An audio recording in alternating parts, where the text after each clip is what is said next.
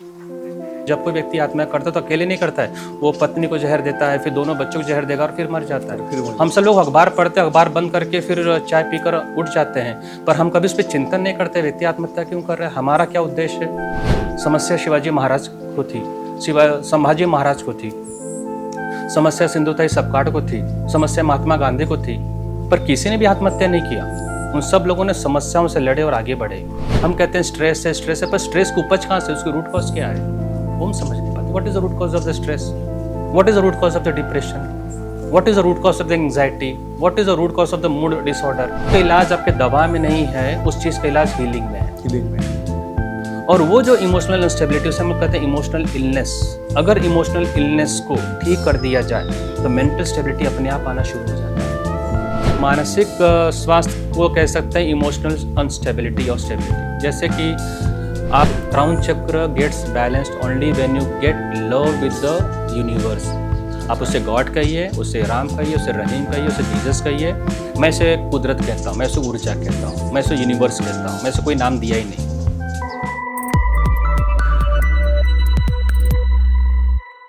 नमस्कार श्रोताओं, स्वागत है कोच किरण पाटिल पॉडकास्ट में, जहां हम बात करते हैं प्रेरणा, परिवर्तन और जीवन के सच्चे अर्थ की। Doctor Satyendra Shukla ji, founder and director Lama Fera international और सुसाइड फ्री इंडिया मिशन के प्रणेता।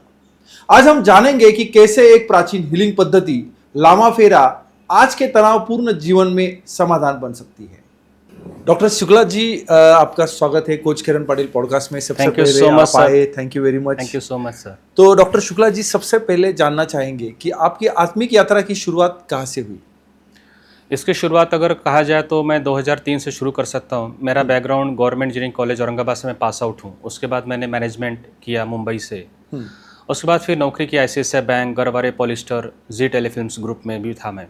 अच्छा। जब पूना में आया तो सन 2003 में आया, और यहाँ पे आने के बाद जैसा जीवन एक आम आदमी का चलता बिल्कुल उसी प्रकार ही चल रहा था।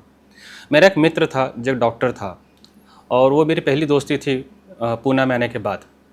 और हर दिन हम लोग मिलते थे, साथ में खाना खाते थे और कई विषय पे विचार विमर्श करते थे। हम दोनों की हॉबीज़ भी सेम थी, टेंपल जाना, ध्यान करना, योगा करना। कुछ महीनों के बाद मुझे पता चला उस व्यक्ति ने सुसाइड कर लिया है। और वो सबसे प्रश्न दिमाग में ये डाला कि ये आदमी सुसाइड कैसे कर सकता है, ये तो डॉक्टर था, ये तो मुझे मार्गदर्शन करता था, ये तो शिक्षित था। लोग तो बीमार होने के बाद डॉक्टर के पास ही जाते हैं। और वो व्यक्ति तो आध्यात्मिक भी था, मंदिर में जाना, ध्यान करना, योगा करना, तो व्यक्ति कैसे कर सकता है? कोई सुसाइड नोट भी नहीं था। जैसे अभी हाल ही में आपको ने सुना भी होगा, सोलापुर में एक न्यूरोलॉजी डॉक्टर ने भी सुसाइड किया। अब ये प्रश्न एक आम आदमी के मन में आता है कि हम जब बीमार होते हैं तो डॉक्टर के पास जाते हैं, पर डॉक्टर कैसे बीमार हो जाते हैं, डॉक्टर सुसाइड क्यों करते हैं, आत्महत्या क्यों करते हैं? और वहाँ से वो प्रश्न मेरे जीवन में हमेशा घुलता रहा। जरूर मैं नौकरी करता था उस समय, बैंक में, ICICI बैंक में था मैं, पर दिमाग व्यक्ति आत्महत्या क्यों करता है? जब ईश्वर ने इतना सुंदर शरीर दिया है, जब आप शिक्षित हो, जब आपका परिवार इतना अच्छा है, जब आपको किसी प्रकार का तनाव नहीं है, न पैसे का तनाव, संबंध का तनाव, न आरोग्य का तनाव, फिर आपने आत्महत्या क्यों किया? और ये सब विचार करते करते कहते हैं जिस एरिया में आप विचार करो, कुदरत आपको उसका उत्तर देना शुरू कर देती है। तब समझ में आया कि सिर्फ भारत में नहीं, पूरे विश्व में 8 लाख लोग पूरे साल में आत्महत्या करते हैं। भारत तो आत्महत्या की राजधानी, यहाँ पे 1.5 लाख लोग आत्महत्या करते हैं। जितने व्यक्ति बॉर्डर पे नहीं मारे जाते, जितने लोग रोड एक्सीडेंट में नहीं मारे जाते, उससे कई ज़्यादा लोग आत्महत्या कर लेते हैं। यदि औसतन देखा जाए तो 50 मिनट में एक आत्महत्या भारत में होती है। और सबसे ज़्यादा अगर शहरों को, स्टेट के हिसाब से देखा जाए तो सिक्किम आता है, फिर अंडमान निकोबार आता है, तेलंगाना आता है, तमिलनाडु, ये सब जगहों पर आत्महत्या की रेशियो ज़्यादा है। अंतिम में फिर महाराष्ट्र आता है। पर आत्महत्या फिर क्यों करते हैं, ये सवाल हमेशा मेरे मन में रहने का कि इसका कारण क्या है। और इन सवालों की गुत्थी में जब उलझा हुआ था, तभी सन 2018 में एक न्यूज़ पढ़ा दिल्ली में बुरारी कांड, जिसमें करीब 11 लोगों ने आत्महत्या कर ली, पूरे परिवार का सदस्य। चलो एक व्यक्ति आत्महत्या करता है, समझ सकते हैं वो इमोशनल अनस्टेबल था, मानसिक रूप से अस्वस्थ था, लेकिन 11 लोग, पर 11 लोग कैसे मरेंगे? वो भी 15 साल का बच्चा, या जिसका विवाह होने जो वाला था वो लोग भी। मतलब वो व्यक्ति आत्महत्या कर रहा था, या आत्महत्या का बॉम्ब था, सुसाइड बॉम्ब था, उसे हम सुसाइड बॉम्ब कह सकते हैं। 15 साल का व्यक्ति कभी आत्महत्या के बारे में सोच नहीं सकता, फिर उसने अपने आप को हैंग क्यों किया? सन 2022 में सांगली में 9 लोगों ने आत्महत्या की, 2023 में गुजरात में 7 लोगों ने आत्महत्या की। जिसमें 3 बच्चे भी थे जिनकी उम्र 8 साल थी।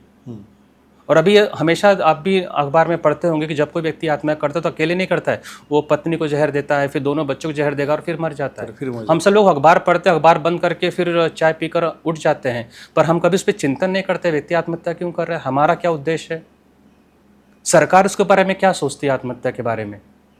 सरकार लेकिन महज एक दुर्घटना है, मानसिक विकार है, पर हम उस मानसिक विकार को इस प्रकार से छोड़ दें कि अभी वो विडंबना ऐसी है कि वो अभी वो आग की तरफ फैल रहा है।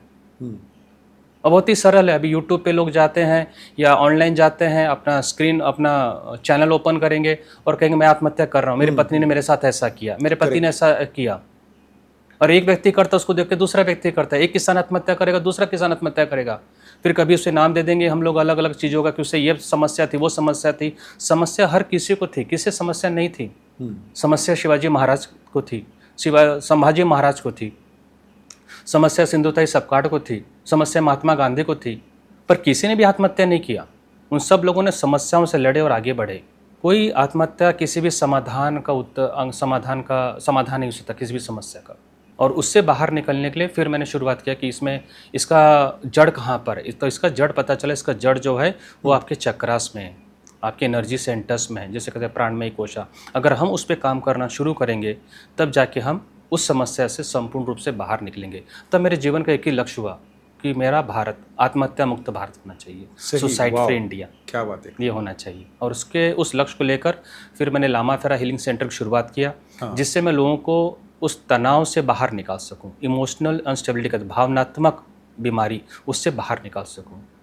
आज भारत में करीब 7 करोड़ लोग इमोशनल अनस्टेबिलिटी से गुजर रहे हैं, 7 करोड़ पीपल। डॉक्टर के पास जब आप जाते हो तो आपके पास कोई शरीर में जब कोई दुविधा होती है, कोई तकलीफ होती है, कोई बीमारी होती है, तब आप जाते हो डॉक्टर के पास। और डॉक्टर आपकी दवाई देता है, आपका बीपी नॉर्मल हो सकता है, आपका किडनी नॉर्मल हो सकता है, आपका हार्ट बीट नॉर्मल हो सकता है, आपका कार्डियक ठीक हो सकता है, आपको फ्रैक्चर हुआ वो ठीक कर सकता है। फिर आप किसी मेंटल बीमारी के लिए जाते हो, कहते मुझे याददाश्त नहीं है, या मुझे पार्किंसन की शिकायत है, या मुझे सिजोफ्रेनिया है, उसके लिए भी साइकेट्रिस्ट और साइकोलॉजिस्ट होते हैं, उसी को कुछ पिल्स दी जाती है, लोग सोना शुरू करते हैं, थोड़ा सा उनके हाव भाव में परिवर्तन आता है, थोड़ा बहुत, ज़्यादा पूरा नहीं होता है। पर कभी आपने सुना है कि कोई इंसान डॉक्टर के पास गया और कहता हो कि डॉक्टर साहब मेरे अंदर आत्महत्या का विचार आ रहा है, मैं उसे कैसे ठीक करूँ, उसके लिए कोई दवा है क्या? कुछ भी दवा नहीं है। क्या कोई पेशेंट जाके कहता है डॉक्टर के पास कि डॉक्टर मेरे अंदर ईर्ष्या द्वेष बहुत है, मुझे नफरत अपनी पत्नी के प्रति, बच्चों के प्रति, उसका कोई दवा है क्या? क्या कोई पेशेंट डॉक्टर के पास जाता है, कहता है मुझे क्रोध बहुत आता है, ऐसा लगता है मैं आत्महत्या कर लूँ या किसी को मार दूँ, इससे कोई दवा है क्या? नहीं। क्या कोई इंसान डॉक्टर के पास जाता है, कहता है मेरे अंदर वासना काफ़ी बढ़ चुकी है, मैं उसे कंट्रोल में करना चाहता हूँ, मेरे लालच बहुत बढ़ चुका है, मुझे अभी परिवार के बारे में नहीं सोचता, मुझे सिर्फ पैसा चाहिए, चाहे मैं चोरी करके लाऊं, चाहे मैं सरकार से चोरी करूं, चाहे मैं इंसान से चोरी करूं, चाहे मैं खून करूं, पर मुझे पैसा चाहिए, लालच। इसके लिए भी दवा, इसके भी कोई दवा नहीं। जब ये सब बीमारी क्या है, इसे कहते हैं इमोशनल अनस्टेबिलिटी। Emotional instability. तो इसको स्टेबल कैसे किया? तो इसको जो स्टेबल किया जाता है, इसके लिए फिर लामा फेरा हीलिंग के लिए हम लोग आते हैं। देखिए ये जो बीमारी है, काफी सेलिब्रिटी भी आपके पास आते हैं। यही कारण है कि वो तनाव को हैंडल नहीं कर पाते हैं। हम कहते हैं स्ट्रेस है, पर स्ट्रेस को उपज कहाँ से, उसकी रूट कॉज क्या है, वो हम समझ नहीं पाते। What is the root cause of the stress, what is the root cause of the depression, what is the root cause of the anxiety, what is the root cause of the mood disorder. मतलब जिस चीज़ का इलाज आपके दवा में नहीं है, उस चीज़ का इलाज हीलिंग में है। और वो जो इमोशनल इंस्टेबिलिटी, उसे हम कहते हैं इमोशनल इलनेस। अगर इमोशनल इलनेस को ठीक कर दिया जाए तो मेंटल स्टेबिलिटी अपने आप आना शुरू हो जाता है। मेंटल स्टेबिलिटी जब आना शुरू होती है, उसके बाद तब आपके अंदर फिजिकल बेनिफिट आना शुरू हो जाता है, यानी कि आपका स्वास्थ्य अपने आप अच्छा शुरू हो जाता है। मतलब अगर मैं अपने क्रोध को शांत कर लूं तो मेरे संबंध अपने आप अच्छे बन जाएंगे। मेरे संबंध अगर अच्छे बन गए तो मुझे कोई व्यसन नहीं लगेगा शराब दारू सिगरेट का, क्योंकि मैं अपने परिवार में खुश हूँ, मैं अपने बच्चों से खुश हूँ, मैं अपनी पत्नी से खुश हूँ। अगर मैं अपने परिवार में खुश हूँ तो मैं बाहर में कोई अराजकता नहीं फैलाऊंगा, मैं कोई वायलेंस नहीं फैलाऊंगा, मैं किसी वायलेंस में शामिल नहीं होऊंगा। तो शुरुआत कहाँ से हुई? मैंने सिर्फ अपने क्रोध पे काम किया। एक बार मेरे अंदर से लालच एकदम कम हो जाए, मेरे अंदर लॉयल्टी बढ़ जाएगी। जहाँ पे लालच कम होता है वहाँ पे लॉयल्टी बढ़ जाती है। लॉयल्टी बढ़ जाएगी कंपनी के प्रति, कल आपका प्रमोशन आसानी से हो जाएगा। कल आप पूरे भाव से आप जिस देश के लिए काम कर सकते हैं, समाज के लिए काम कर सकते हैं, क्योंकि आपके अंदर लालच है ही नहीं। ईर्ष्या द्वेष खत्म हो जाए, अभी आपका मित्र का सर्कल बढ़ जाएगा, दोस्तों का। आपको कभी फेसबुक और इंस्टाग्राम में बैठने की जरूरत नहीं पड़ेगी, क्योंकि आपका हृदय में अब सबके लिए प्रेम और करुणा और है। भावना आ गया। तो अगर इसका देखा जाए, इसको चक्रास के ऊपर जब हम लोग बात करेंगे या समझेंगे तो हम इसे डिटेल में समझ सकते हैं कि कौन से चक्र ब्लॉक होने के बाद कौन सी बीमारी है, कौन सी तकलीफ होती है, वो हम लोग समझ सकते हैं। ओके। क्या कभी जीवन में ऐसा मोड़ आया जहां आपको खुद को हील करने की सख्त जरूरत महसूस हुई? कोविड के समय पर, हाँ। जब पूरे समय पर जब पूरा भारत बंद था, तो उस समय मेरा आईटी कंपनी भी था। मैंने सन 2006 में आईटी कंपनी शुरू किया था, सुमेरु इन्फो सिस्टम, जो अभी भी चल रहा है। Very nice. और उस कंपनी को जिस ऑफिस में था, पुणे में ही ऑफिस था। और उसके बाद फिर मैंने घर भी लिया था, जिसका इनॉग्रेशन वास्तु शांति कुछ ही महीनों में होने वाला था। ये सब बात जनवरी 2020 के आसपास की बात है। और उसके बाद फिर मुझे मोनेस्ट्री बनाने की सोचा कि मैं अगर मोनेस्ट्री बना लूँ, लामा फेरा हीलिंग सेंटर, जहाँ पे लोगों को मैं आत्महत्या से बाहर निकाल सकूँ, तनाव से बाहर निकाल सकूँ, वो उसी समय वो भी मन में चल रहा था। पर वो जब कोविड की शुरुआत हुई और जब हर जगह लॉकडाउन हुआ, तो सबसे पहला असर पड़ा कि बिज़नेस पूरी तरह से ठप हो गया। अच्छा। तब मेरे पास इनकम का कोई ज़रिया नहीं था। मैंने लेटर सीएम को भी लिखा था, मैंने लेटर गवर्नमेंट ऑफिसेज में भी लिखा था कि मैं इस प्रकार का मोनेस्ट्री बना रहा हूँ, जो आत्महत्या मुक्त भारत के लिए बन रहा है, तनाव से मुक्त भारत के लिए बन रहा है। मुझे किस प्रकार मार्गदर्शन मिल सकता है, सहयोग मिल सकता है, उसमें मुझे आगे मार्गदर्शन करें। पर कहते जब कोई सकारात्मक रिस्पांस नहीं मिलता है तो हमें पीछे नहीं हट सकते। तो मैंने सबसे पहले अपना ऑफिस बेच दिया के मार्केट में, जो था पूना में। उसके बाद फिर मेरा जो घर, जिसका वास्तु शांति 1 ही महीने के बाद होने वाला था, उसे बेच दिया। वो बेचकर फिर उस पैसे से हमने मोनेस्ट्री की शुरुआत की, लामा फेरा मोनेस्ट्री। ये भारत का सबसे बड़ा लामा फेरा हीलिंग सेंटर है आज के समय पर। और जब इसका फर्स्ट फ्लोर सेकंड फ्लोर बनना शुरू हुआ, तब पैसे को फिर भी कम पड़ रहे थे। बैंक जल्दी सपोर्ट नहीं करती है। बैंक आपको सपोर्ट कैसे करेगा? अगर एक बार आप बियर का शॉप खोलेंगे या किसी अल्कोहल का भी शॉप खोलना है, फैक्ट्री खोलना है, तो बैंक आपको लोन देगी। पर अगर आप कहिए कि मुझे ध्यान केंद्र चलाना है, वो भी निःशुल्क ध्यान केंद्र चलाना है, तो बैंक भी प्रश्न करते फिर ईएमआई कैसे भरेगा, जहाँ से इसको कोई रिटर्न ही नहीं, कोई सामाजिक कार्य के लिए कैसे बैंक सपोर्ट करेगी।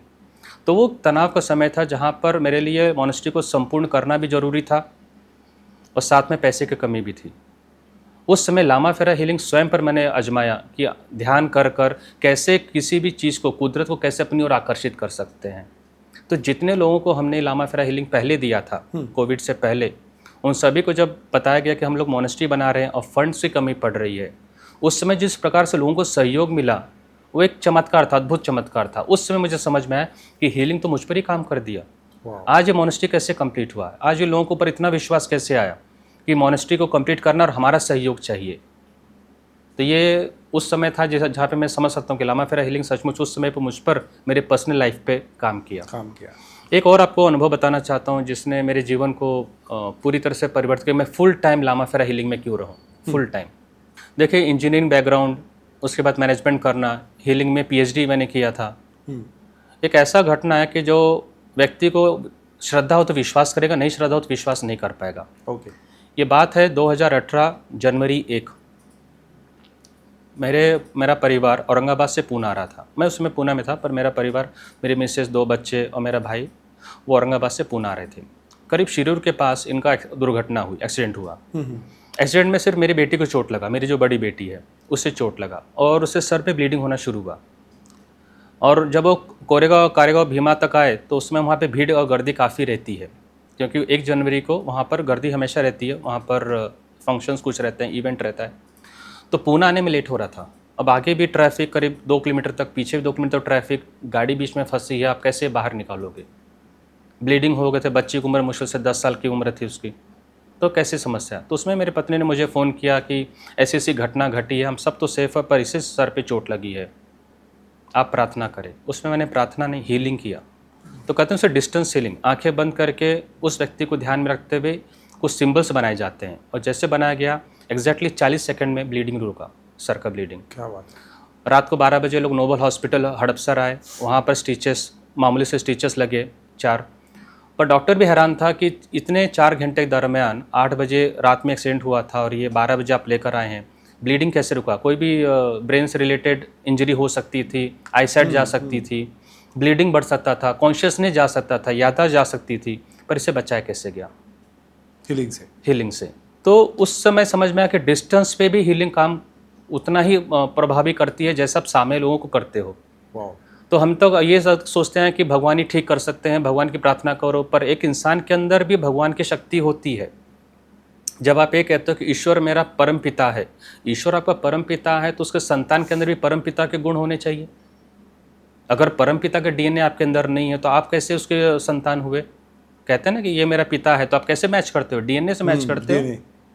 तो अगर आपके अंदर भी हीलिंग पावर होनी चाहिए जो परम पिता में है, पर वो हीलिंग पावर को इन्वोक किया जाता है साधना के द्वारा, ध्यान के द्वारा, एक अच्छी नियतक द्वारा, और वो शक्ति सब में रहती है। पृथ्वी पे जितने भी जन लोग हैं सब में, पर उसको कोई व्यक्ति उसको इन्वोक नहीं करता है।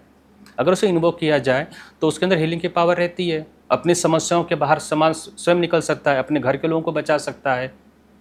और उस दिन मैंने संकल्प लिया कि जो चीज़ अगर मैं अपने बच्चों को बचा सकता हूँ ऐसी समय पर, डिस्टेंस पर, तो क्यों ना दूसरा व्यक्ति भी तो अपने जीवन में किसी को भी बचा सकता है। और तब मैं फुल टाइम हीलिंग में आने के लिए फिर मैं 2019 से मैं फुल टाइम हीलिंग में फिर आया कि मैं 100% मैं हीलिंग में ही रहूँगा, और इससे मैं इसका प्रचार मैं लोगों को करूँगा ताकि हर कोई व्यक्ति अपने घर के लोगों को ठीक कर सके, स्वयं को भी और दूसरों को भी। लामा फेरा शब्द क्या अर्थ है और यह कितनी पुरानी प्रणाली है? लामा फेरा हीलिंग ये 2500 साल पुराना है। लामा का अर्थ होता है गुरु, फेरा का अर्थ होता है टेक्निक। जब भगवान बुद्ध थे तब से लोगों को हीलिंग की शुरुआत हुई थी। तो उन्होंने ध्यान से आनापान सती ध्यान, बोधिसत्व प्राप्त होने के बाद फिर वहाँ से लामा फेरा हीलिंग की भी शुरुआत हुई थी। अरे पहुँचते पहुँचते अब लामा फेरा हीलिंग फिर तिब्बत में गया, तिब्बत के बाद फिर भारत में आया। भारत में आने के बाद फिर इसका प्रचार प्रसार लोगों में होने लगा। शुरुआत इसकी भारत में श्री एस के सैनी जी ने किया था, तो उन्होंने इसकी शुरुआत किया। उसके बाद फिर ये हर लोगों तक ये पहुंचा। पर इसके जिसने सही में साधना किया है, सही ढंग से इसको उपयोग किया है, तो इसका रिजल्ट उसे 100% मिला है। जिस लोगों ने इस चीज़ को, जैसे कि रेकी हीलिंग हुआ या कोई और हीलिंग हुआ, जिसको इसने एक व्यापार बना दिया है, तो उसमें उसका परिणाम नहीं आता है। हीलिंग को जितनी शुद्धता रखी गई थी, प्योरिटी रखी गई, ऑथेंटिसिटी, उतना परिणाम अभी भी आ रहा है जैसा पहले आता था 2500 साल पहले। अच्छा। पर जब अगर उसमें उसको डाइल्यूट कर दिया जाए, मिलावट कर दिया जाए, या अपनी चीज़ें सोच के डाल दिया जाए आपके कंफर्ट जोन के हिसाब से, तब वहाँ पे हीलिंग का प्रभाव खत्म हो जाता है और लोगों के मन में फिर उसके प्रति आस्था कम हो जाती है, उस लामा फेरा हीलिंग के प्रति, क्योंकि तब वो काम करता नहीं, तब केवल मजाक का सोस्त्र बन जाता है। करेक्ट। उदाहरण के तौर पे डॉक्टर मिकोसे ने रेकी हीलिंग की शुरुआत किया था। डॉक्टर मिकोसे जापान में शुरुआत किए थे कि लोग जब इसे हीलिंग दे तो लोगों के अंदर परिवर्तन आए, स्वास्थ्य से रिलेटेड परिवर्तन। वो चक्रस पे ही काम करते हैं। ओके। सारे हीलिंग चक्रस पे ही काम करते हैं। और हीलिंग की सरल परिभाषा है to balance the 5 elements in the body. शरीर के 5 तत्व को संतुलित करने को हीलिंग कहा गया है। और हमारे शरीर में 112 चक्रस होते हैं। 7 प्रमुख होता है, 5 हमारे शरीर के ऊपर होते हैं। टोटल 112 चक्रस होते हैं। ये मैंने अपनी किताब द मिरेकल ऑफ चक्रस उसमें मेंशन किया है। किताब का नाम क्या है? The miracle of chakras. Okay. और जब रेकी भारत में आया तब लोगों को एक लेवल था, level 1, level 2, level 3, level 4, level 5। और अभी जो देखा जाए, आप 2 दिन में ऑनलाइन लेवल सीख सकते हैं, आप ग्रैंड मास्टर बन सकते हैं 2 दिन में। वहाँ पर उस चीज़ की कहते हैं कि उस चीज़ का वैल्यू ख़त्म हो गया। उस चीज़ के प्रति जो श्रद्धा थी वो समाप्त हो गई, और वहाँ से फिर हीलिंग के प्रति लोगों का विश्वास कम होते गया।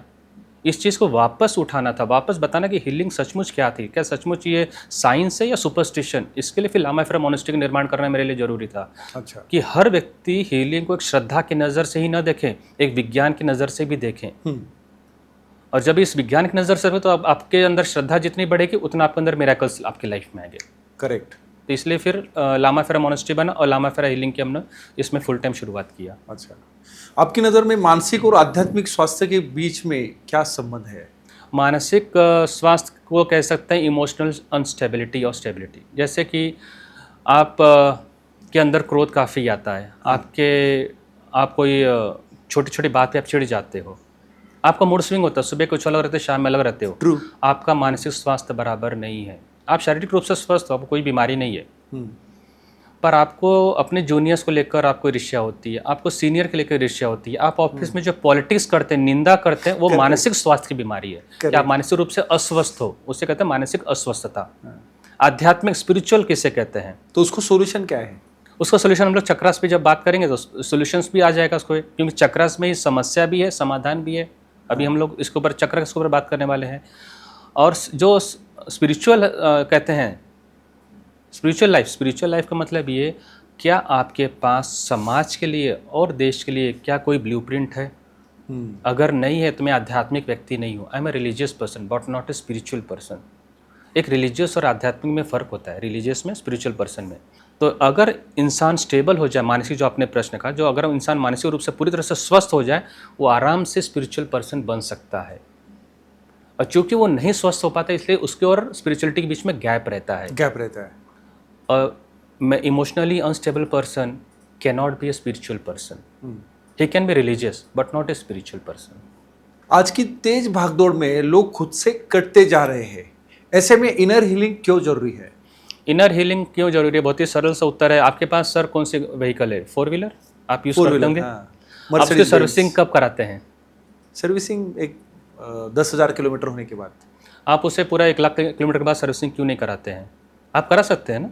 क्या होगा? ज़्यादा ज़्यादा वेयर एंड टियर होगा, स्पेयर पार्ट बदलना पड़ेगा, लाइफ खत्म हो जाएगी। लेकिन वो परफॉर्मेंस नहीं देते, परफॉर्म नहीं दे पाएंगे, सुरक्षित नहीं रहेगा। जब आप हाईवे पे चलाएंगे कोई भी फेलियर हो सकता है। इनर हीलिंग का मतलब क्या? आप अपने बॉडी का सर्विसिंग, मेंटेनेंस, रिचार्ज क्या आप डेली रूप में करते हैं? नहीं, उससे कहते हैं इनर हीलिंग। अच्छा। अगर मैं उसे आप बाहर से शरीर धोते तो बाहर से तो आप भी अपनी मर्सिडीज बेंज को धो रहे हैं प्रतिदिन। आपका व्यक्ति आत्मा होगा, सफाई करके जाता होगा। मर्सिडीज की कीमत भी 60 लाख के ऊपर होती है। आप गाड़ी को मेंटेन कर रहे हैं, पर आपका शरीर तो करोड़ों से ऊपर है। करोड़ों से ऊपर है। आप मर्सिडीज के लिए स्पेशल आप पार्किंग स्पेस बनाते हैं, स्पेशल ड्राइवर रखते हैं, हर चीज़ मेंटेन करते हैं, उसका समय से पहले इंश्योरेंस करा लेते हैं। आप उसको सर्विसिंग भी आप शोरूम में कराते हैं मर्सिडीज का। हाँ, और आप जरा भी नेगोशिएशन नहीं करते जब सर्विसिंग की बात आती है मर्सिडीज की। बिल्कुल उसी प्रकार क्या इंसान भी अपने लिए सर्विसिंग करता है? हाँ। आप कभी भी उसमें पेट्रोल ही डालते हैं, वो भी खासकर पावर पेट्रोल डालते हैं। कभी उसमें डीजल और केरोसिन क्यों नहीं डाला आज तक? क्योंकि 60 लाख की गाड़ी है आपकी। हम लोग क्या करते हैं? हम अपने शरीर में पिज्ज़ा डालेंगे, बर्गर डालेंगे, हम डाइल्यूटेड चीज़ डालेंगे, हम चाय डालें, अल्कोहल डालते हैं उसमें, हम उसमें स्मोकिंग डालते हैं। मतलब मेरे शरीर की कीमत क्या है? मर्सिडीज से कम है, पर बनाया तो वैसा ही।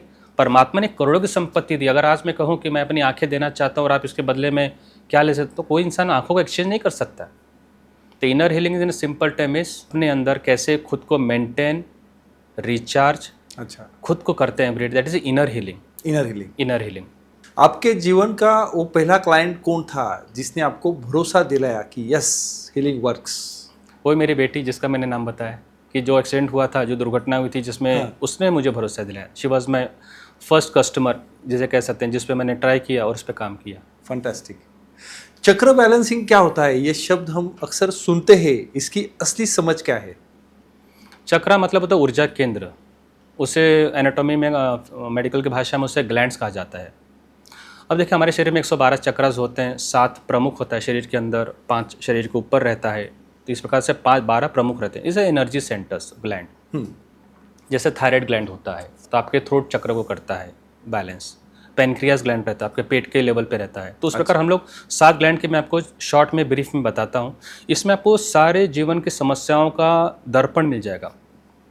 यदि इसे कोई भी समझ ले, इस 7 चक्रास को, विद इन 5 मिनट्स, तो अपने समस्याओं का समाधान स्वयं निकाल सकता है। क्योंकि इसी के अंदर ही आपके सारे दुख दर्द का कारण भी छपा है, निवारण भी छिपा है। शुरुआत करते हैं मूलाधार चक्र, जहाँ पे रीढ़ की हड्डी जब आपकी समाप्त होती है, सबसे लोएस्ट जो बेस ऑफ द चक्र जो होता है, दैट इज मूलाधार चक्र। मूलाधार चक्र अगर ब्लॉक हो जाए, अनबैलेंस हो जाए, तो सबसे पहली चीज़, इंसान कर्ज में आ जाता है, लोन पे आ जाएगा, वो डेप्ट पे रहेगा। एक लोन को भरने के लिए दूसरा लोन यूज़ करेगा, वो क्रेडिट कार्ड हमेशा यूज़ करेगा। पैसा है फिर भी क्रेडिट कार्ड यूज़ करेगा, मतलब उसके अंदर लोन की मेंटेलिटी रहेगी। और उसके पास सेविंग कम होगा। अगर कोई विद्यार्थी है तो वो अनस्टेबल रहेगा पढ़ाई लिखाई में। यह इंसान कभी भी समय का कमिटेड नहीं होता है, टाइम का कमिटेड नहीं होता है। एक अभी भी आप इससे पूछे आप कब मिलना चाहोगे, बोले 3 और 4 के बीच में आता हूँ ना। 3 या 4, वो 3 या 4 के बीच में बोल नहीं पाता है। 3 या 4 आप उसे स्पष्ट कहिए, तो मूलाधार चक्र इसका अनबैलेंस्ड है। ये व्यक्ति को घुटने का दर्द की शिकायत होना, वेरिकोज वेन्स होना, थाइस में पेन होना, खास में जॉइंट्स पेन होना, जिन्हें स्वाभाविक रहता है बायोलॉजिकली। और दूसरे लेवल पे अगर साइकोलॉजिकली देखा जाए तो ये इंसान कभी भी स्टेबल नहीं रहेगा किसी भी बिजनेस में, किसी भी जॉब पे। कभी इस जॉब पे जाएगा, कभी दूसरे जॉब पे, कभी थर्ड जॉब पे, हमेशा स्विंग करते रहते हैं। क्योंकि कहीं भी ये अपने लक्ष्य को देख नहीं पाते हैं उस चीज़ पे। दे आर मेंटली अनस्टेबल जिसे आप कहते हो, बिकॉज ऑफ द रूट चक्र अनबैलेंस। अच्छा, अब आते हैं सैक्रल चक्र पे। स्वादिष्ठान चक्र नाभि से 2 इंच नीचे रहता है। सर, अगर ये चक्र अनबैलेंस हो जाए तो सबसे पहली चीज़ जिसे आप लोग आरोप हमेशा लगाते हैं, अब उसके प्रति आपके मन में कंपैशन भी रहेगा ये व्यक्ति शराब, दारू, सिगरेट, व्यसन की आदी हो जाएगा, एक्स्ट्रा मेटल अफेयर के आदी हो जाएगा साइकोलॉजिकली। और आप कहोगे देखो कितना इंसान नशेड़ी है, पर आप जानते हैं उसका सैक्रल चक्र अनबैलेंस है, स्वादिष्ठान चक्र उसका असंतुलित है। ये व्यक्ति हर 10 मिनट में मोबाइल चेक करेगा, मोबाइल एडिक्शन। कई बार पेरेंट्स कहते हैं कि मेरा बच्चे को मोबाइल एडिक्शन नहीं जा रहा है तो आप ये समर कैंप करा लो, आप माइंड पावर वर्कशॉप करा लो, आप धागा ताबीज पहना लो, आप ये क्रिस्टल जेमस्टोन पहना लो, बिल्कुल काम नहीं करेगा। आप उसके स्वादिष्ठान चक्र पे काम कीजिए। अगर हर 15 मिनट अगर आप मोबाइल चेक कर रहे हैं, बल्कि आपको नोटिफिकेशन भी नहीं आ रहा है, आपका सैक्रल चक्र असंतुलित है, अनबैलेंस्ड है। अच्छा। तो एडिक्शन सिर्फ शराब, दारू, सिगरेट या उसको ही नहीं कहते हैं, it is also the mobile addiction. Mobile addiction. कई बार लोगों का एडिक्शन रहता है कि वो हाथ धोना है तो धोते रहते हैं, नहाना तो नहाते रहते हैं, ये भी प्रकार का एडिक्शन है। और जैसे हम लोग कहते हैं मेंटली बीमार है, नहीं, वो उसी चीज़ को बारंबार रिपीट कर रहा है, बारंबार रिपीट कर रहा है, जानते हुए भी मैं जो कर रहा हूँ गलत कर रहा हूँ। क्या व्यक्ति जो सिगरेट पीता है, क्या उससे पता नहीं कि हानिकारक लिखा है उसके ऊपर, फिर भी पीता है उससे? क्या लोगों को पता नहीं कि अल्कोहल पीने से लीवर खराब होता है, फिर भी पीता है? उसका जब स्वादिष्ठान चक्र असंतुलित रहता है, वो व्यक्ति ये सब एडिक्शंस के प्रति वो हमेशा एक्सेप्टेड रहेगा। ये होगा साइकोलॉजिकली। बायोलॉजिकली देखा जाए, मेंसेस इश्यूज नॉर्मल नहीं है, मेंस्ट्रुअल साइकिल डिस्टर्ब हो जाता है, आईवीएफ फेल हो जाता है, बच्चा डिले हो जाता है, बच्चा कभी बार अबॉर्ट हो जाता है। क्यों? सैक्रल चक्र अनबैलेंस है। अच्छा। इसका तो सैक्रल उसको चक्र बैलेंस अनबैलेंस करने है। के लिए क्या? वो हम लोग इस पे लास्ट में आते हैं कि उसको कैसे बैलेंस किया जाता है। आप इससे हम लोग सिर्फ कारण समझ लेते हैं, इसकी वजह से ये हो रहा है। हाँ। तो कल मैं परमात्मा को दोष न दूं कि मुझे संतान क्यों नहीं हो रहा है, मेरा स्पर्म काउंट इश्यूज क्यों है, मेरा एग काउंट इश्यूज क्यों है, तो मुझे बार बार शादी का भी इशू क्यों आ रहा है कि मैं शादी नहीं हो पा रही, शादी डिले हो रही है, या मुझे शादी को लेकर डर क्यों बना रहता है मन में, एक्स्ट्रा मेटल अफेयर्स बाहर क्यों हो रहे हैं? तो कारण है आपका स्वादिष्ठान चक्र संतुलित है, सैक्रल चक्र आपका इनबैलेंस है। वाटर एलिमेंट्स कहते हैं जल तत्व। अच्छा। मूलाधार आपका है पृथ्वी तत्व, यह आपका जल तत्व। तो कहते हैं कि जब लेडीज़ का ऐसे हार्मोनल इश्यूज आते हैं तो उसमें एक छोटा सा एडवाइस देते हैं, आप ये हीलिंग का पार्ट है कि आप स्विमिंग लगा लो, जल तत्व बढ़ाना है, स्विमिंग करो। जब आप स्विमिंग करते हैं तो आपके बहुत सारे मेंस्ट्रुअल इश्यूज अपने आप रिजॉल्व होना शुरू हो जाता है। फिर डाइट में चेंजेस लाया जाता है, हीलिंग में चेंजेस लाया जाता है, योगा में चेंजेस लाया जाता है। वो मैं आपको इस 7 चक्र के बाद आपको मैं इसके बारे में बताता हूँ। तीसरा चक्र आता है सर मणिपुर चक्र, सोलर प्लेक्सस। ये अग्नि तत्व है, ये आपके नाभि के पास रहता है। ये सारे चक्र जो है आपके सारे स्पाइन पे रहते हैं, कोई सामने नहीं रहता, स्पाइन पे रहता है। आप कभी देखिए आपको कोई भी तकलीफ होती है तो कमर में दर्द ज़्यादा होता है, या तो लोअर बैक, या तो सेंटर में, या तो हार्ट के पीछे। समझ नहीं पाते वहीं पे क्यों तकलीफ हो रही है। तो आप कई बार लोग कहते हैं वात असंतुलित है, वात की वजह से हो रहा है। वास्तव में चक्र आपका अनबैलेंस होना शुरू हुआ है और आपको एग्जैक्टली पीछे वहाँ पर पेन होना शुरू हो जाता है। ओके। सोलर प्लेक्सस मणिपुर चक्र अगर ब्लॉक ये अनबैलेंस हो जाए तो सबसे पहली चीज़, इंसान के अंदर कॉन्फिडेंस लेवल एकदम कम हो जाएगा। आप उसे कितना कहा you can win, you can do it, you can do it, जैसे हम लोग कहते हैं अफर्मेशन में, पॉजिटिव अफर्मेशन में, वो कहता तो जरूर है, बाहर से कहता, अंदर से नहीं कह पाता है। वो अंदर से उसका चक्र अनबैलेंस्ड है। उसके बाद ये व्यक्ति को स्टेज फेयर रहेगा, स्कूल में बोल नहीं पाएगा, प्रिंसिपल से बात नहीं कर पाएगा, सीईओ से बात नहीं कर पाएगा, बड़े कस्टमर से मिल नहीं पाएंगे। आपको हर बात पे आपको डर लगेगा। इन्फीरियरिटी कॉम्प्लेक्स आपके अंदर जन्म ले लेता है, inferiority complex. You will always keep on blaming yourself. ये क्यों नहीं हो रहा क्योंकि मैं सांवला हूँ, ये क्यों नहीं हो रहा क्योंकि मैं गोरा हूँ, ये क्यों नहीं हो रहा क्योंकि मैं हाइट कम है। आप हर चीज़ में अपने अंदर कमी को ढूंढेंगे। इन्फीरियरिटी कॉम्प्लेक्स अपने अंदर इंसान कमी ढूंढता है। इन्फीरियरिटी कॉम्प्लेक्स वाला व्यक्ति हमेशा दूसरों की निंदा करेगा। क्यों? क्योंकि कहीं ना कहीं वो अपने आप को उससे बेहतर बताने की कोशिश कर रहा है, तो वो निंदा करने की उससे आदत पड़ जाती है। अरे ये बॉस का, इसका प्रमोशन हो गया, इसका तो पहचान था, इसकी तो दोस्ती थी, इसने गाड़ी ले लिया क्योंकि इसने टैक्स बचाया है या ब्लैक मनी कमा रहा है। आप हर चीज़ को निंदा की दृष्टि से ढूंढना शुरू करते हैं। इन्फीरियरिटी कॉम्प्लेक्स व्यक्ति का लक्षण, he is a big critic. उससे आप 10 अच्छी चीज़ दिखा दीजिए, वो एक जो गलत चीज़ है उस पर आप उसका नज़र रहेगा, ये चीज़ बराबर नहीं, बाकी सब अच्छा है। आप कभी देखिए, कभी लोग शादी में जाते हैं और 10 पकवान बने रहते हैं। अब जो पकवान वहाँ पे नहीं है वही काश यहाँ पे बंगाली मिठाई होती, तो समझ लेना कि ये इंसान का मणिपुर चक्र अनबैलेंस्ड है, सोलर प्लेक्सस अनबैलेंस्ड है। अब इस व्यक्ति को बायोलॉजिकली देखा जाए तो उसको डायबिटीज़ की शिकायत होगी, इसको पेनक्रियास की शिकायत होगी, इंसान को एसिडिटी, गैस, कॉन्स्टिपेशन ज़्यादा रहेगा। अब यही कॉन्स्टिपेशन जब बढ़ जाता है तो पाइल्स का रूप ले लेता है, पर इनको पेट की शिकायत हमेशा रहेगी। और इनका या तो अंडर वेट रहेंगे या तो ओवर वेट रहेंगे। तो इन्हें वजन का बहुत तकलीफ होती है। ये लोग कई बार कहते हैं डाइटिंग कर रहा हूँ, वो कर रहा हूँ, पर मेजर इशू ये है कि डाइटिंग करने के बाद भी इनका वजन संतुलित क्यों नहीं हो पा रहा है, क्योंकि इनका मणिपुर चक्र असंतुलित है, अनबैलेंस्ड है। आते हैं हार्ट चक्र पे। हार्ट चक्र ये एयर एलिमेंट है, हवा तत्व है। ये आपके सेंटर ऑफ द हार्ट पे रहता है। अब ये चक्र जब आपका असंतुलित हो जाता है, सबसे पहली चीज़ आप नकारात्मक सोचना शुरू करते हो, सबके बारे में, अपने बारे में, दूसरे के बारे में। इसमें यही आता है सुसाइडल थॉट। अब बहुत हो चुका, अब बस, अब मुझे मृत्यु चाहिए। अरे मृत्यु क्यों चाहिए? छोटी सी घटना घटी, आप फेल हो गए अपने बिजनेस में, मृत्यु चाहिए। आप स्कूल में फेल हो गए तो आपको मृत्यु चाहिए। आपको किसी ने कुछ हर्ट कर दिया, मृत्यु चाहिए। आपने किसी ने आपसे ब्रेकअप कर लिया तो आपको मृत्यु चाहिए। क्या आप इनके लिए आपका जन्म हुआ है? पृथ्वी पर हम जब आते हैं तो क्या हम इनको सर्व करने के लिए आते हैं? तो आप ऐसा क्यों सोचते हैं कि हम इनको सर्व करने के लिए आते हैं?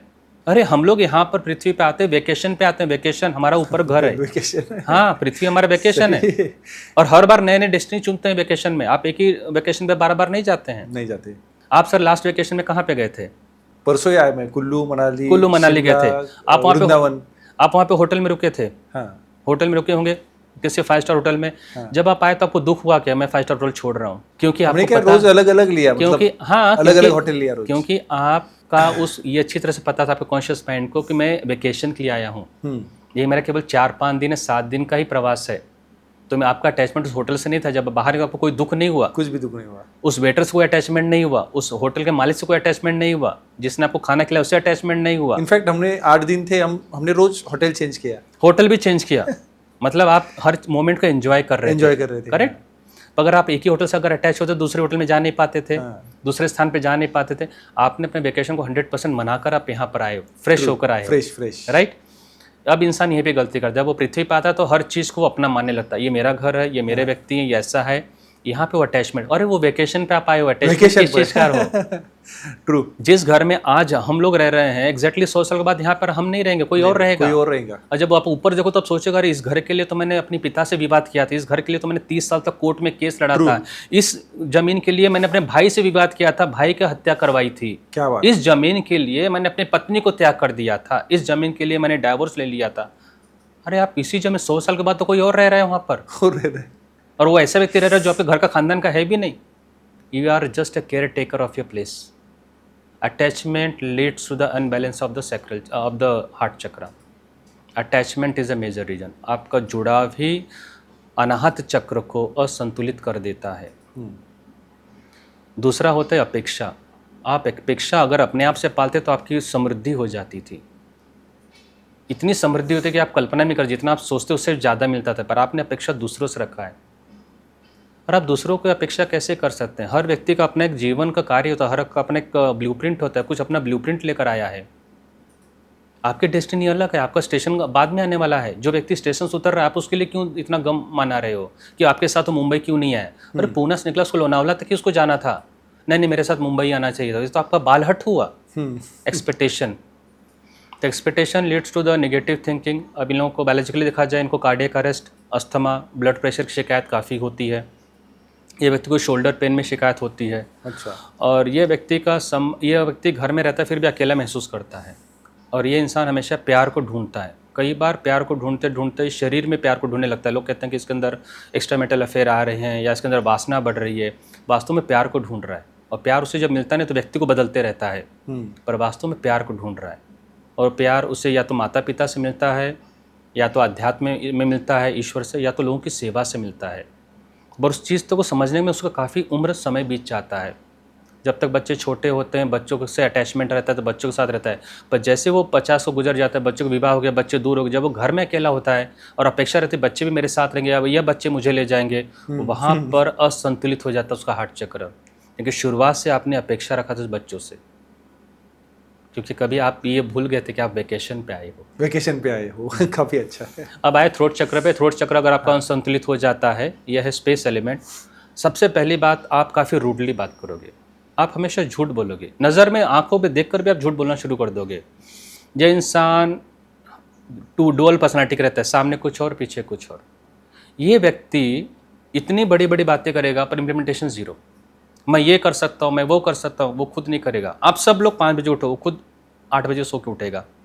जैसे हम लोग पेरेंट्स भी कहते हैं मेरा बच्चा योगा जाना चाहिए, मेरा बच्चा मेडिटेशन करना चाहिए, मेरा बच्चा जिम जाना चाहिए। अरे माता पिता क्यों नहीं करते? वो थ्रोट चक्र अनबैलेंस, असंतुलित। और फिर यहाँ पे आती है बात पेरेंटिंग की। मेरा पेरेंटिंग सक्सेसफुल क्यों नहीं होता है? मेरा बच्चा गलत राह पे क्यों जा रहा है? क्योंकि आप जो बोलते हो थ्रोट चक्र, वो आप करते नहीं हो। तो थ्रोट चक्र जिसका असंतुलित रहता है वो जो बोलता है और जो इम्प्लीमेंट करता है दोनों में विरोधाभास होता है। विशुद्धि चक्र, थायराइड की समस्या होना, शोल्डर पेन होना, इन्हें रूट कैनल होना, दांतों का दर्द होना, इन्हें काफ़ी स्वाभाविक होता है। और ये व्यक्ति को थायराइड खासकर लेडीज़ में हो जाता है। थायराइड क्योंकि ये अपनी भावनाओं को एक्सप्रेस नहीं कर पाती, दबाती हैं उसे। भावना क्यों दबाती हैं? कहीं आप बुरा ना मान जाओ, कहीं आप मुझे डाइवोर्स न दे दो, कहीं ब्रेकअप न हो जाए, कहीं झगड़ा ना हो जाए। पर उस भावना को दबा के आपको मिला क्या? थायराइड की समस्या। थायराइड मिलने के बाद फिर आप थायराइड की दवा लेते रहिए। दुनिया का कोई डॉक्टर आपको थायराइड, बीपी या अस्थमा सबको ठीक नहीं कर सकता, कॉन्स्टिपेशन है सबको, उससे कम कर सकता है, उससे कंट्रोल में ला सकता है, पर ठीक नहीं कर सकता है। किसी चीज़ को मैनेज करना, किसी ठीक को ठीक करने, दोनों चीज़ें अंतर होती है। हीलिंग ठीक करता है, दवा मैनेज करता है। सर दर्द हुआ, सिम्टम इमीडिएटली 10 मिनट के अंदर क्रोसिन या पैरासीटामोल से कम हो जाएगा। बुखार हुआ, डोलो 650 लिया, एकदम मैनेज हो जाएगा। पर क्या बुखार को हमेशा के लिए मिटा सकते हो? यस, पॉसिबल है। पर यह बात कहाँ हमें पता है कि कैसे वो पॉसिबल है? सर्दी क्या हमेशा के लिए जा सकती है? यस, पॉसिबल है। पर हम उतना ही बात करेंगे जितना किताबों में लिखा रहता है मेडिकल के। कभी उस वहाँ पे तो बात कीजिए ना जो किताब के परे है। जब आप किताब के परे बात करते हैं तो समझ लेना कि आप सही में बात कर रहे हैं।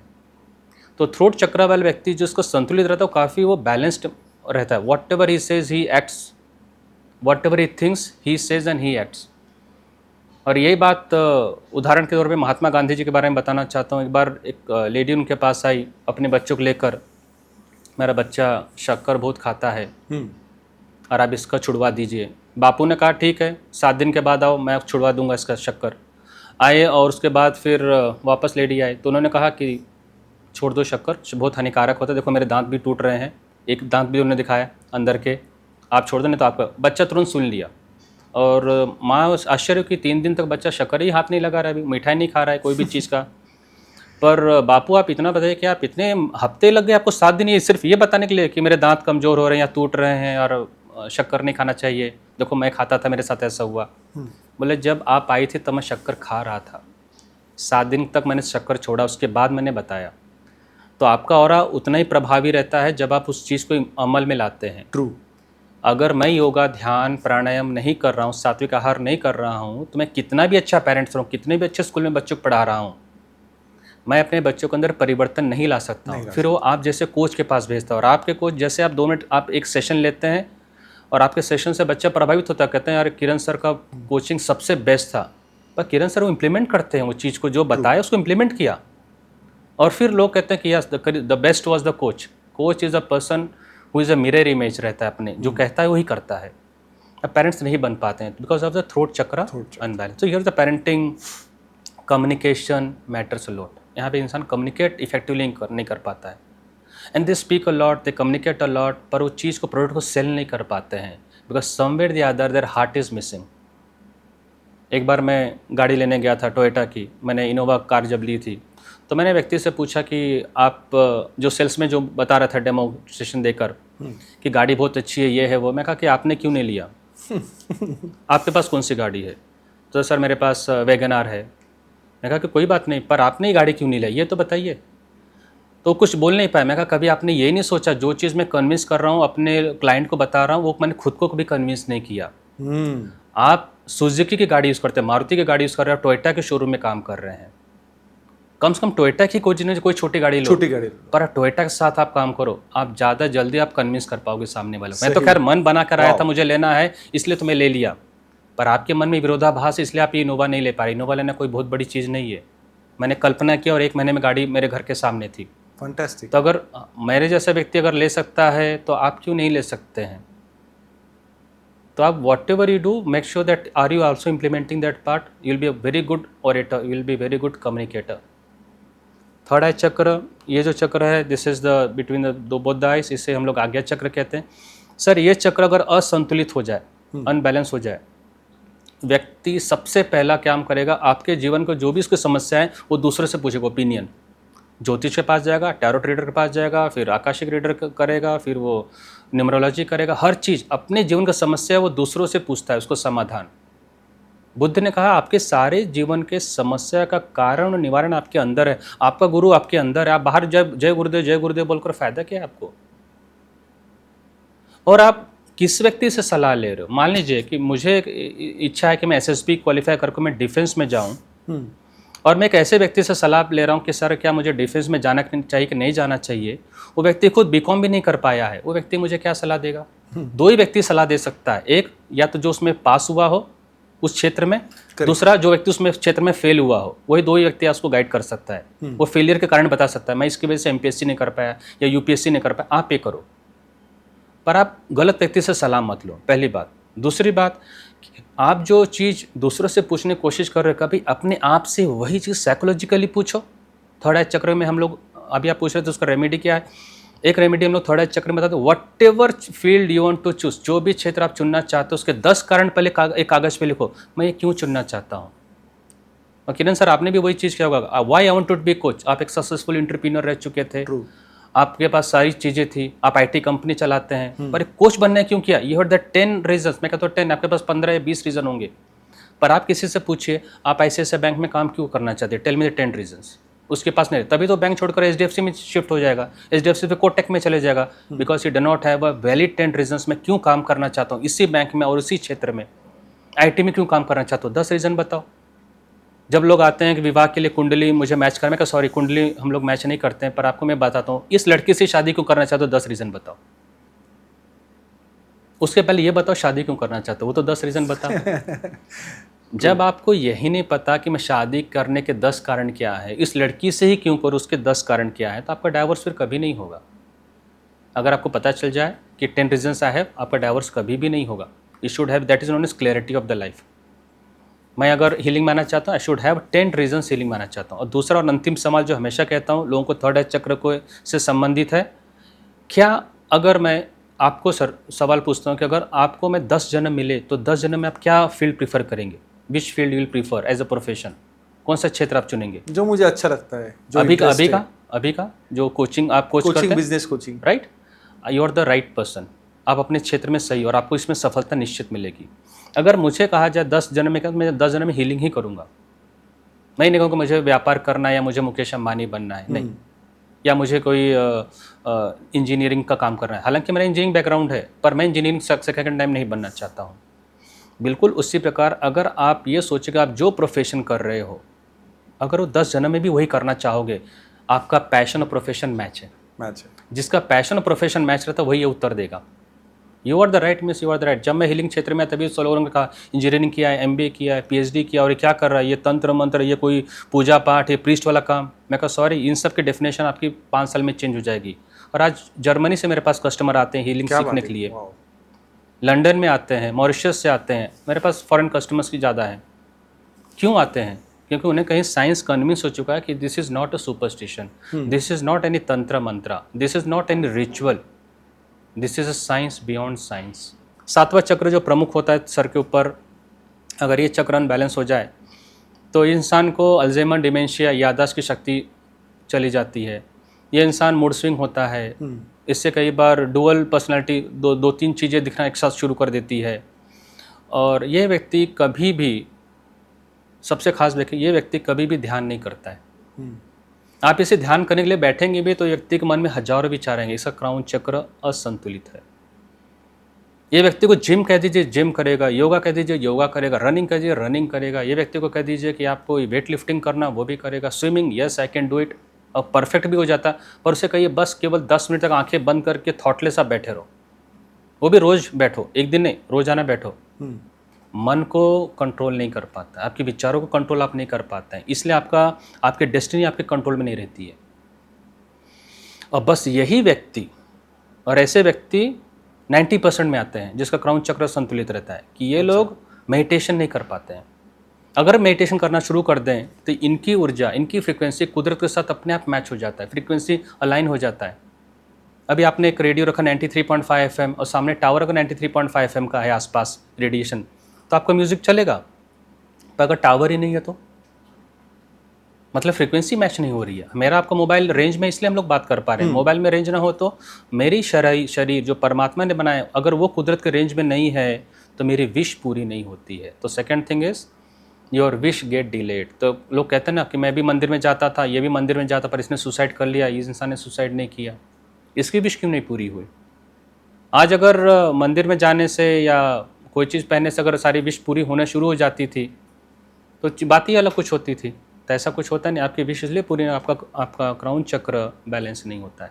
इसलिए हमारे पूर्वज कहा जाते हैं जब भी आप मंदिर में प्रवेश करें, सबसे पहला चीज़ मौन की शुरुआत करें। आप लाइन में लगे तो सबसे पहले आप मौन में आ जाइए। आपके आसपास कौन है, आपके साथ कौन है, उसका आपका मतलब नहीं, आप और परमात्मा एक। जब आप मंदिर में जाते हो तो एक पिरामिड के आकार के अंदर आप प्रवेश करते हो, जो कि हाईली एनर्जाइज सेंटर रहता है, गर्भगृह। आप वहाँ पे बैठ के 10 मिनट ध्यान करो, इसलिए ध्यान केंद्र बनाए गए थे। क्योंकि या तो उसके आसपास जब आप फेरा लेते हैं भगवान की मूर्ति का, तो आप उनके ऑरा में रहते हैं। जब आप आंखें बंद करके ध्यान करते हैं या उस देव का जाप भी करते हैं, आपकी एनर्जी सेटल होना शुरू, आपके चक्रस बैलेंस होना शुरू हो जाते हैं। पर हम लोग ध्यान नहीं करते हैं। हम 3 घंटा लाइन में प्रीफर करेंगे खड़ा होना, 3 घंटे तक हम लोग बात करते रहते उस लाइन में। और कहते भी बड़े गर्व से, तिरुपति बालाजी गया था, 18 घंटे लाइन में था, अरे बहुत गर्दी थी। दर्शन कितना हुआ? मुश्किल से 30 सेकंड में नहीं हुआ था आपका दर्शन। आपको संतुष्टि कहाँ से मिली? वही आप वीआईपी पास ले लीजिए या स्पेशल पास ले लीजिए, 300 रुपये का, आप जाइए 3 घंटे में दर्शन कर लीजिए। पर जो आपके जो 15 घंटे बचे, 15 घंटे ध्यान करके तो देखिए, साक्षात तिरुपति की एनर्जी आपको महसूस होगी आपके अंदर। करेक्ट। इसीलिए शिरडी साईं बाबा मंदिर में भी अगर आप बाहर निकलेंगे, बाहर 1.5 लाख की लोगों की गर्दी रहती है। जब आप बाहर निकले तो गुरुस्थान है, गुरुस्थान के सामने ध्यान केंद्र है। आप कभी शिरडी में जाए तो चीज़ ध्यान से देखना। क्योंकि जब मैं एनर्जी के ऊपर स्टडी करता, सारे टेम्पल्स पे स्टडी किया था मैंने। जहाँ जाके टेम्पल्स हैं वहाँ पे गर्दी इतनी क्यों होती है, लोगों की विश कैसे पूरी हो जाती है, वहाँ पे क्या खास है। तो जब शिरडी में भी गया तो आप देखिए सामने जो गुरु स्थान बना है, गुरु स्थान के सामने ध्यान केंद्र है। ध्यान केंद्र में भी साईं बाबा की मूर्ति रखी गई है। बाहर 1.5 लाख लोग दर्शन करते हैं हर दिन, कम से कम मंडे टू सैटरडे की बात कर रहा हूँ, संडे दिन ज़्यादा रहते हैं। पर उस ध्यान केंद्र में आपको सिर्फ 3 या 4 लोग मिलेंगे, बस 3 या 4 लोग बस, बाकी और साईं बाबा की मूर्ति। लोग ध्यान करना ही नहीं चाहते, लोग परमात्मा से प्रेम करना ही नहीं चाहते, लोग परमात्मा से कुछ मांगने के लिए जाते हैं। Crown chakra gets balanced only when you get love with the universe. आप उसे गॉड कहिए, उसे राम कहिए, उसे रहीम कहिए, उसे जीसस कहिए। मैं इसे कुदरत कहता हूँ, मैं इसे ऊर्जा कहता हूँ, मैं इसे यूनिवर्स कहता हूँ, मैं इसे कोई नाम दिया ही नहीं। तो आप उसके साथ तभी जुड़ सकते हैं जब आपके विचार और उसके विचार सेम हो, जब उसकी आदतें और आपकी आदतें सेम हो, तब आपके विश बिफोर टाइम मैनिफेस्ट होता है। तभी मॉनेस्ट्री बन पाया, क्योंकि मैंने पूरा क्राउन चक्र पे काम किया। समय कम है, फ्लोर बन चुके हैं 2, पैसे कम पड़ रहा है, तो करूँ तो क्या करूँ? ध्यान में ईश्वर को, परमात्मा को जागृत करना ही पड़ता है। और उसे लॉ ऑफ अट्रैक्शन नहीं कहते। लॉ ऑफ अट्रैक्शन का अधूरा है। आप अफर्मेशन दीजिए, I have become rich, you will never become rich by saying I will become a rich. You start behaving, thinking and acting like a God and will become a rich. मुझसे कोई व्यक्ति पूछता है कि sir मैं लखपति कैसे बनूं या मैं लोन से बाहर कैसे निकलूं। मैं कहा किस भगवान को आप मानते? चलो एक भगवान का नाम बता दो। बोले साईं बाबा को मानते हैं। साईं बाबा के काकड़ आरती कितने बजे होती है? ब्रह्म मुहूर्त में 4:30 के आसपास होती है। तो 4:30 बजे आपके गुरु उठ जाते हैं, आरती शुरू हो जाती है। और आप कितने बजे उठते हो? आप 8-9 बजे। आप साईं बाबा से प्रेम करते हो? नहीं करते हो। साईं बाबा का दूसरा गुण क्या था कि साईं बाबा जो भी भिक्षा लेकर आते थे, उनके साईं चरित्र में लिखा है, तो उस द्वारका माई में बनाते थे और सबको बांटते थे। आप कितने लोगों को आप डोनेशन करते हो? आप कितने लोगों को आप चैरिटी करते हो? आप कुछ नहीं करते हो। तो आपके अंदर साईं का गुण तो आया ही नहीं, साईं चरित्र का गुण तो आया नहीं, तो कैसे वो बैलेंस होगा? चक्रा बैलेंस कैसे होंगे आपके? That is the case. तो इस प्रकार से चक्रा की कारण है और इसका सॉल्यूशन फिर हीलिंग में आ जाता है। हीलिंग में आ जाता है। इसका हीलिंग में जैसे आप हम लोग हीलिंग करना शुरू करते हैं, ये चक्र से अपने आप संतुलित होते हैं। उसके बाद फिर नियम बताए जाते हैं। Healing is not just drawing a symbol on the chakras. Healing has component of yoga, healing has component of diet, healing has component of meditation, healing has component of the donation, charity. मंदिर में जो चीज़ करते हैं that is known as donation. उससे आप आभार प्रकट किया ईश्वर को, उसने मुझे दिया, मैंने भी डाला। पर जो आप समाज के लिए करते हो, अनाथ आश्रम, वृद्धाश्रम, गौशाला, एनवायरनमेंट के लिए, स्ट्रीट एनिमल के लिए, that is a charity. Charity से ब्लेसिंग आती है, ब्लेसिंग से आपका क्राउन चक्र आपका संतुलित हो जाता है। Very nice. बहुत अच्छा, आपने बहुत सब चक्र बता दिए। आत्महत्या की सोच को कैसे रोका जा सकता है जब कोई इंसान बहुत टूट चुका होता है? इमोशनल स्टेबिलिटी, उससे भावनात्मक जैसे स्थिरता आ जाए, आप पूरी तरह से आत्महत्या को आप रोक सकते हैं। 100% आप रोक सकते हैं। अच्छा, क्या हीलिंग व्यक्ति की सोच और आत्मबल को भी प्रभावित करती है। निश्चित रूप से, क्योंकि आप मनोमयी कोशा और प्राणमयी कोशा पे काम करते हैं जब हीलिंग किया जाता है। प्राणमयी कोशा चक्रस होते हैं, मनोमयी कोशा आपकी विचारधारा होती है। तो इन दोनों चीज़ों पर जब काम किया जाता है तो 100% इंसान अपने चीज़ों को संतुलित कर सकता है, अपने विचारों को, अपने जीवन को भी। ओके, आपने अब तक कितने लोगों को आत्महत्या के विचार से बाहर निकाला है? 2000 से ज़्यादा। क्या बात है, बहुत पिछले 2016 से हमने शुरू किया है, 2025 से 2000 लोगों से ज़्यादा लोग इससे बाहर निकल चुके हैं, नकारात्मक विचारों से, आत्महत्या के विचारों से, और अपना जीवन अच्छे से जी रहे हैं। सभी का टेस्टिमोनियल और फीडबैक हमारे वेबसाइट पर भी है, रिव्यू पर क्या भी है। वेबसाइट है आपका? lamafera.com। लामाफेरा.com। हाँ। Very nice. लामाफेरा के जरिए रिलेशनशिप इश्यूज भी हील हो सकते हैं क्या? बिल्कुल, जैसे मैंने अभी चक्रस के बारे में बताया कि आपके अनाहत चक्र ही रिलेशनशिप इशू है। अगर मैं इसको हील कर सकता हूँ तो ठीक हो जाएगा। उदाहरण के तौर पे इस पे योगा भी सिखाया जाता है, चक्रा योगा उसे कहते हैं, वो हम लोग सिखाते हैं। उसके बाद चक्रा के प्राणायामा हैं और चक्रा के मंत्र हैं। जब आप ये करते हैं तो आपके सारे चक्र बैलेंस होते हैं, जिसमें हार्ट चक्र भी बैलेंस हो जाता है, और अपने आप ये फिर आपके लाइफ में रिलेशनशिप को सबसे पहले ठीक करेगा। शुरुआती आपके हार्ट चक्र से होती है। अच्छा, क्या इस तकनीक को सीखना आम इंसान के लिए भी संभव है? सबसे सरल बनाया है इसे हमने। पिछले 10 साल के मेरे रिसर्च में मैंने इसको इतना सरल बनाया कि कोई भी व्यक्ति अगर हीलिंग लेना है तो 3 घंटे के अंदर हीलिंग ले सकता है। उससे हम लोग चक्रा की योगा, चक्रा मेडिटेशन, चक्रा प्राणायाम बता देंगे, और उसके बाद उसे चक्रा का ध्यान सिखा देते हैं हीलिंग करने के बाद। तो व्यक्ति अपने आप संतुलित होगा। कोई व्यक्ति सीखना चाहता है तो 1 दिन में ही सीख सकता है, उसे 2 दिन भी रुकने की जरूरत नहीं है। सुबह 9 बजे आएगा, शाम के 5 बजे तक वो लामाफेरा हीलिंग सीख सकता है। सीखने के बाद वो अपने ऊपर, अपने परिवार पर या अपने कस्टमर पर वो हीलिंग दे सकता है। इसमें बस 5 नियमों का पालन करना पड़ता है: स्नान, ध्यान, दान, ज्ञान और अन्न। स्नान मतलब सुबह 6 के पहले की स्नान की आदत डालनी चाहिए चक्र को बैलेंस करने के लिए। अभी आपके उत्तर मैं बता चक्र को कैसे बैलेंस किया जाता है। स्नान अगर सुबह 6 बजे से पहले करें, पूरे 365 दिन, मंडे टू फ्राइडे नहीं। ध्यान, हर दिन 20 मिनट का ध्यान सुबह और शाम में। ध्यान कैसे करना चाहिए वो हम लोग लमक्रिया ध्यान के द्वारा सिखाते हैं कि अगर वो लमक्रिया ध्यान किया जाए तो चक्रास आराम से बैलेंस हो जाते हैं। वो 20 मिनट किया जाता है सुबह शाम में।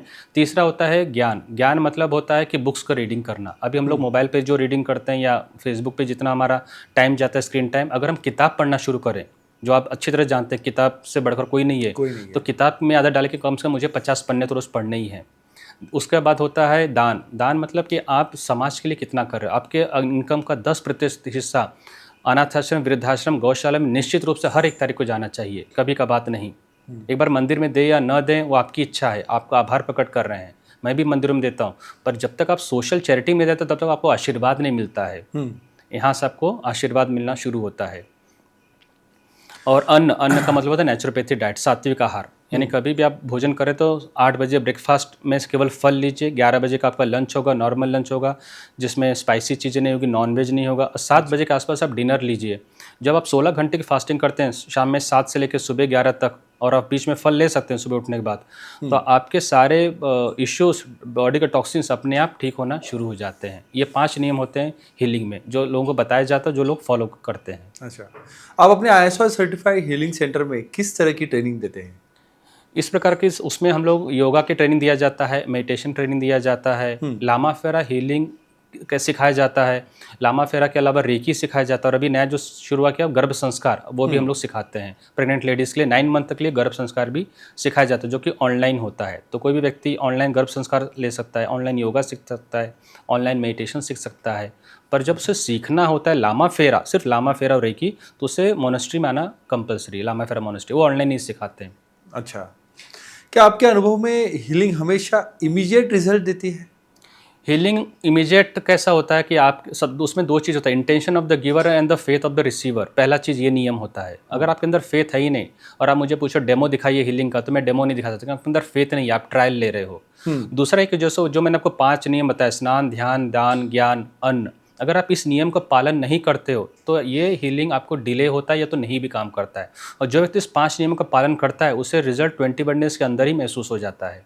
मैं तो कहता हूँ 7 दिन आप करके देखिए, 7 दिन में आपको फ़र्क पड़ जाता है। फैंटास्टिक। अपने लामाफेरा फाउंडेशन के जरिए 2 दशकों से 100 अनाथ बच्चों और 2 वृद्धाश्रमों की सहायता की है। इसकी प्रेरणा क्या थी? मेरी मेंटर थी पद्मश्री सिंधुताई सपकाड़। हाँ। तो मैं इनसे 2020 में के आसपास में मिला था, और उसके बाद मेरा जीवन बदल गया। तब तक मैं केवल योगा, ध्यान, हीलिंग सब सिखाता था, पर वो जो करता था वो मैं सिर्फ समाज के लिए सोचता था, पर वहाँ पे मैं जिम्मेदारी चीज़ के नहीं उठा रहा था उन अनाथ बच्चों की। तो वहाँ से मैंने शुरुआत किया कि मुझे बच्चों के लिए कुछ करना चाहिए, और आज हमारा सेंटर करीब 100 बच्चों को, अनाथ बच्चों को फ़ंड करता है, 2 वृद्धाश्रम को फ़ंड करता है, Fantastic. और उन्हें ऐसी चीज़ें देता है कि जो व्यक्ति कल्पना भी नहीं कर सकता है।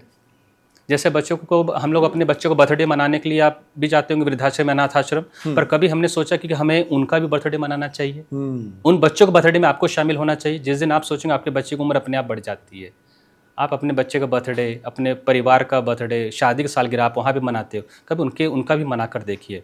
बच्चों को भी हमने रामोजी फिल्म सिटी भेजा, तो बच्चों को जो खुशी हुई, पहली बार एसी ट्रेन में बैठना, पहली बार रामोजी देखना, पहली बार 2 दिन हैदराबाद रहना। अभी कल ही वो लोग शिरडी गए थे, 2 दिन शिरडी में थे, वहाँ पे वाटर पार्क में जाना, साईं तीर्थ पार्क देखना। वो जो खुशियाँ मिलती है, वो खुशियाँ आपको अपने घर में आप पैसा खर्च करो तो भी नहीं मिल पाएगी। तो वो मेरा न केवल सामाजिक जिम्मेदारी है, बल्कि वो मेरे अंदर से ममता है, और मेरा आभार है पद्मश्री सिंधुताई सपकाट के लिए कि वो मेरी मेंटर बन सके और मेरा जीवन उन्होंने बदला।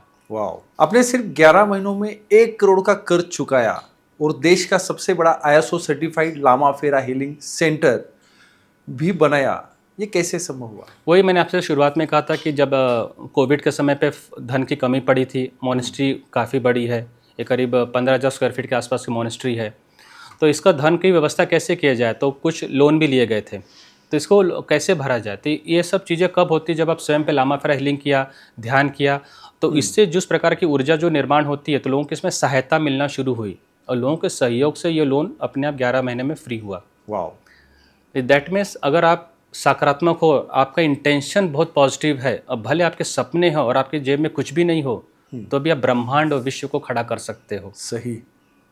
आपकी बेटी विश्व की सबसे युवा लामा फेरा हीलर बनी और ICSC स्कूल टॉपर भी।